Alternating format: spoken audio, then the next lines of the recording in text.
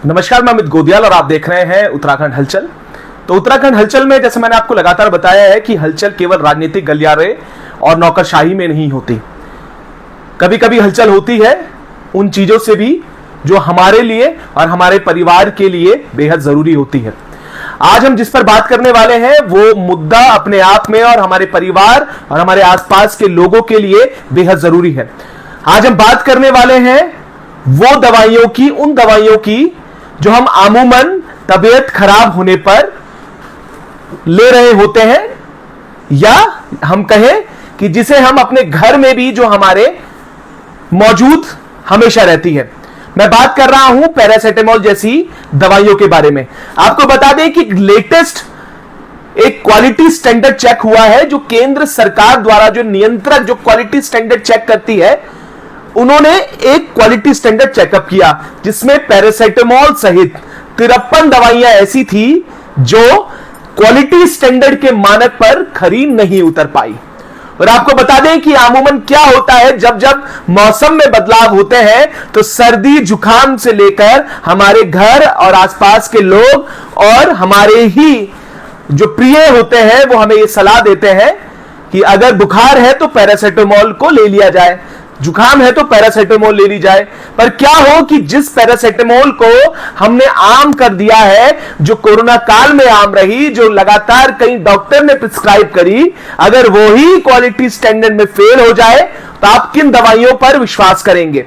आपको बता दें केवल पैरासिटामोल ही ऐसी दवाई नहीं है जो इस क्वालिटी स्टैंडर्ड में खरी नहीं उतर पाई है। इसके साथ साथ शुगर से लेकर विटामिन से लेकर कई ऐसी दवाई है जो इस सैंपल में क्वालिटी स्टैंडर्ड में फेल हो गई है।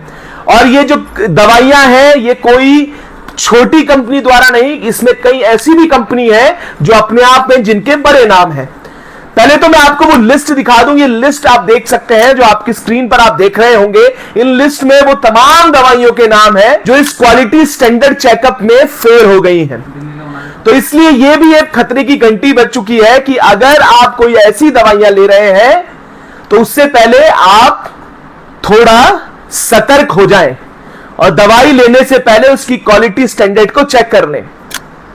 क्योंकि होता क्या है कि ये दवाइयां जो अभी क्वालिटी स्टैंडर्ड में फेल हुई हैं, ये अमूमन वो दवाइयां हैं जो शायद हम बिन डॉक्टर की सलाह के बिना भी अपने घर में इसे ले रहे हैं। ये दवाइयों की पूरी लिस्ट है जिसमें आपने देखा पैरासिटामोल से लेकर विटामिन से लेकर वो तमाम दवाइयां, चाहे वो शुगर हो चाहे ब्लड प्रेशर हो और अन्य ऐसी दवाइयां जो अपने आप में आम बीमारियों से लेकर जो अमूमन लोगों को बीमारियां होती हैं उसके उपचार के लिए दी जाती है। अब देखना यह है कि ये क्वालिटी स्टैंडर्ड के बाद जो कंपनियां हैं, जो बड़े बड़े फार्मास्यूटिकल्स कंपनी हैं, उनका क्या बयान इस पर आया है।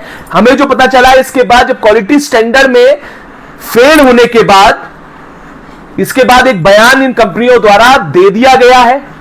पर अगर ये सैंपल पूरे देश भर में चले जाते हैं तो उसके बाद क्या होगा ये भी देखने वाली बात है, क्योंकि सावधान रहने की बड़ी जरूरत है। इसमें रैंडम सैंपलिंग की जाती है।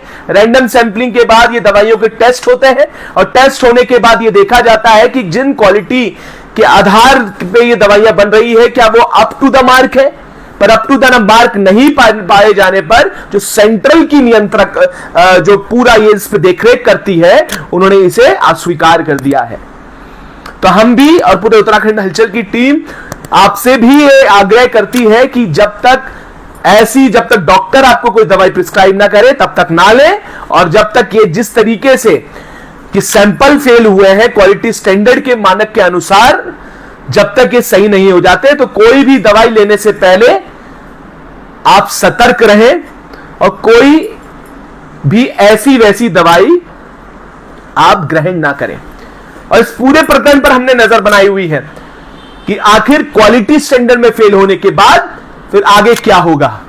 ये आम जनमानस, आपके प्रियजन और जो लोग इसे देख रहे हैं, इसे शेयर भी कीजिएगा, क्योंकि ये जो बात है आम जनमानस तक पहुंचनी चाहिए। जो लोग आपके प्रिय हैं, जो आसपास के आपके लोग हैं, जिसमें जो हमेशा यह हिदायत देते हैं कि जब जब आपको बुखार हो, जब जब आपको सर्दी हो तो पैरासिटामोल ले ली जाए। या अन्य दवाइयां ले ली जाए। अगर आपको कोई दिक्कत हो रही है तो आपको, अगर हड्डियों में कोई दिक्कत है तो कैल्शियम ले लिया जाए, या अन्य कोई दिक्कत है तो उसमें विटामिन ले लिया जाए। तो उन लोगों के लिए भी हिदायत है कि पहले इस पर भी सतर्क रहें। जो ये रिपोर्ट है ये अपने आप में बहुत सीरियस है और सतर्क रहने वाली बात है। हम पूरी खबर पर नजर बनाएं, तब तक के लिए ऐसे जुड़े रहिएगा और देखते रहिएगा उत्तराखंड हलचल।